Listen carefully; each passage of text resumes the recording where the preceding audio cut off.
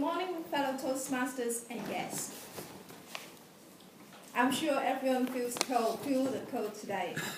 Except Brendan. And it would be nice to stay in our bed for another hour or two. But we made the effort to get out of our warm beds and come here to the meeting. Because we know we are learning, we are improving, and we are achieving. I'm privileged to be the Toastmasters this morning. My task is to introduce the speaker, the evaluator of the prepared speech section of the meeting. Today, I'm honored to introduce our relatively new fellow member, Andre, to do his Icebreaker speech.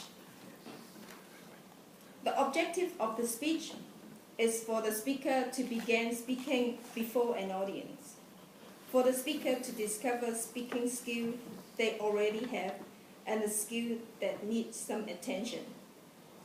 The title of his speech is Third Time Lucky. The time for this is 4 to 6 minutes, and Jane will indicate the green light at 4 minutes, yellow light at 5 minutes, and red light at 6 minutes. The bell will ring at 6 minutes 10 seconds. Ladies and gentlemen, please welcome Andre.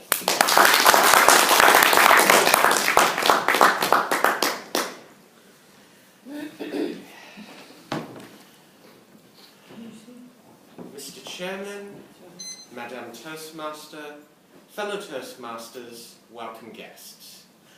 Although I'm not a member of the Catholic Church, I have a confession to make. I'm not very good at public speaking. It has always terrified me as I grew up, and to this day, the problem still persists. It is not a mortal sin, but maybe quite close enough. As my career ambition is to become a politician. When I was 9 years old, my parents gave me a book about historical figures. It was not a very large book, but I treasure it and still keep it to this day. One day, I read the chapter about Winston Churchill, a man who suffered from a speech impediment which forced him to speak slowly and clearly. I learned how this seemingly curse of his became a blessing, how it made his speeches iconic, legendary, and immortal. That was the moment when public speaking, something we at Toastmasters strive to perfect, came into my life. Good morning. My name is Andre Lin. I'm an 18-year-old full-time student.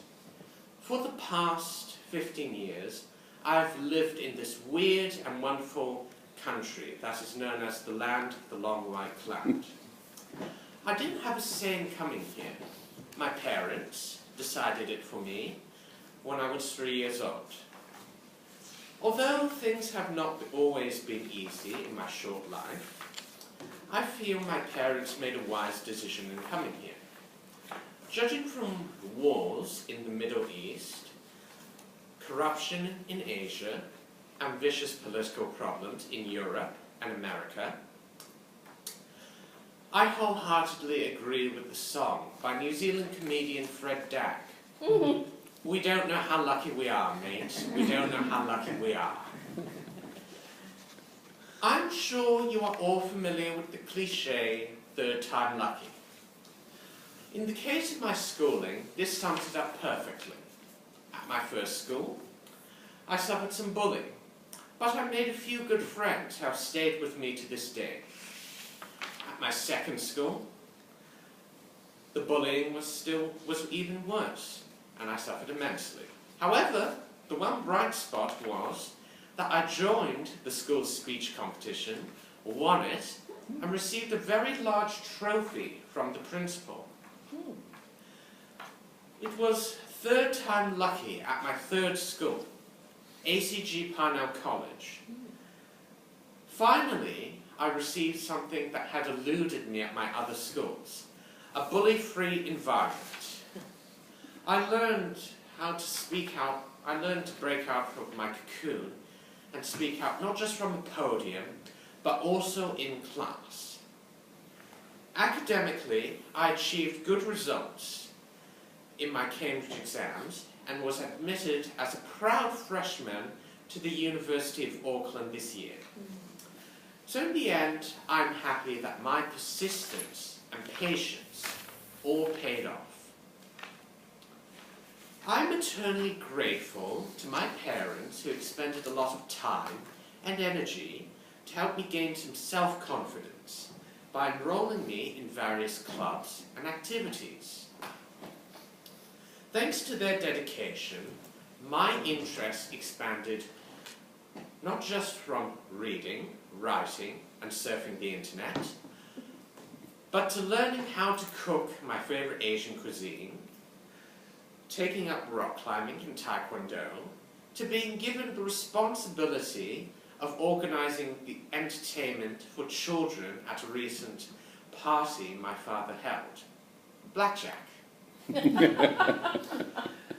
I've begun to open up and break free from the bubble which in the past I felt trapped in. Joining Toastmasters and interacting with a great group of people, such as yourselves, is another step in my quest to become a more confident person.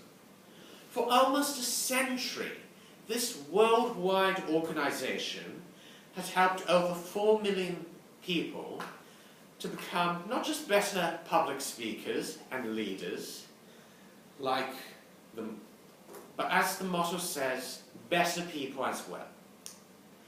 There's an ancient Chinese saying, a journey of 1,000 miles begins with a single step. So fellow Toastmasters, today I'm taking that step, and I look forward to completing this Toastmasters journey with all of you. Thank you.